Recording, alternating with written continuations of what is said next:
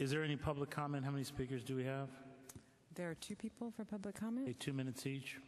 So there's Susan Ruiz and Alicia Jackson. Is Susan Ruiz still here? Hold on a second. Let's give them a chance. They're coming up. 2 minutes each.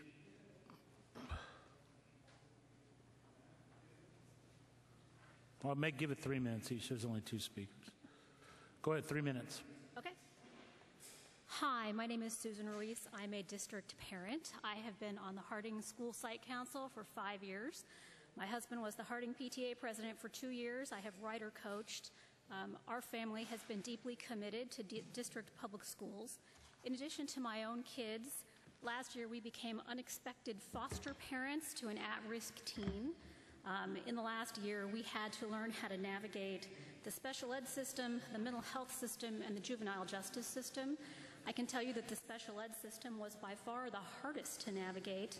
I am here tonight to ask you with a plea to make power school use mandatory for high school teachers. Our special ed student has an additional week to complete assignments that have been given from the teacher.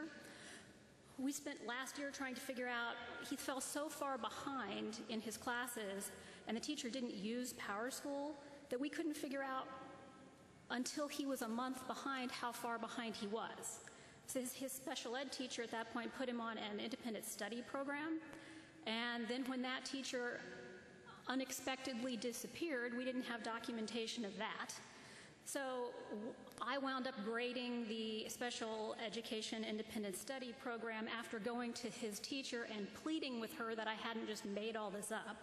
So fast forward to this year where we had our next IEP meeting and we're still going through the same thing. We have an IEP meeting, he has an extra week to get assignments done, but we can't figure out a week from when, because if the teacher doesn't put them into Power School and he doesn't get the assignment written down and it falls through the cracks, we may not find out about it till 3 weeks later. Now, we've done a lot of work with him trying to get him caught up so that he tracks his own assignments, but it doesn't always work. And you know, we are giving him a lot of support, but there's a lot of kids out there in special ed that don't have the kind of support that we're giving him. And it's really frustrating when we go through IEP meeting after IEP meeting and we're trying to get teachers that use Power School, because if he gets a teacher that doesn't use Power School, then there's 2 or 3 workarounds to try to figure out how we can get the assignment instead. And what I keep hearing from the teachers is that, or from the special ed teacher, is that, well, we can't require the teachers to use Power School. So the teachers have been very generous. They've given me their personal phone numbers. They've asked me, you know, call me once a week and I'll let you know if he's fallen behind. But I don't want to call the teacher once a week. I don't want to have to go to the school and ask them every week. You know, this is a high school senior. I don't want to have to say, has my child fallen behind? I want something easy to figure out if he's fallen behind. We have this program. 90% of the teachers use this program. Please ask the teachers, all of the teachers, to use this program to give parents the tools we need to help our kids. Thanks.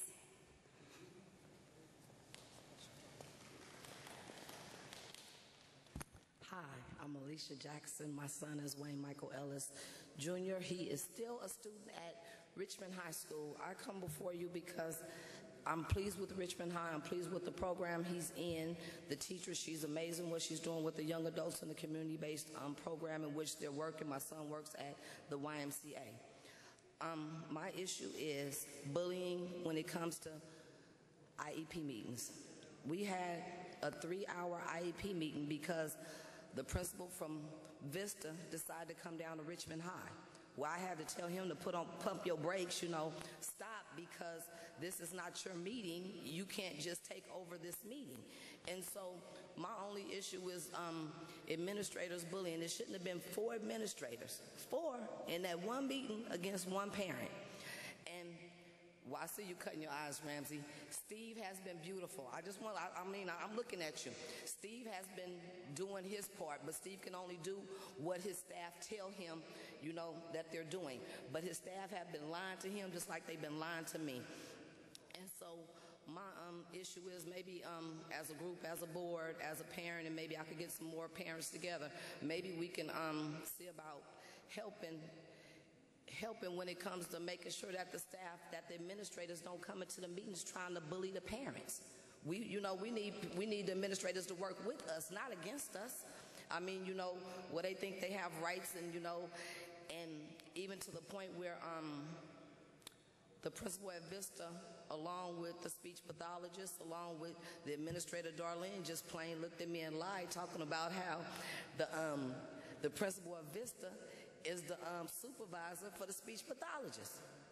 But Steve straightened me out on that. And so because I voiced my concerns to Steve, my son is still yet to get his November 10th paycheck. But we're going to see how that work out. That's supposed to be worked out for December the 10th. But if it's not, you will know, because I will be back on December the 12th.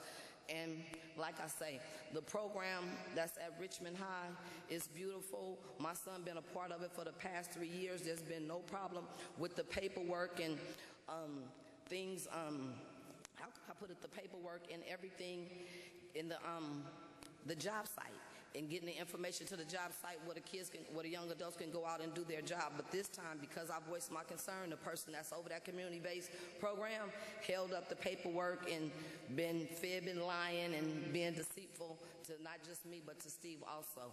And so maybe I could discuss that with y'all later. Have a good night. Is that all for public comment tonight? That concludes public comment.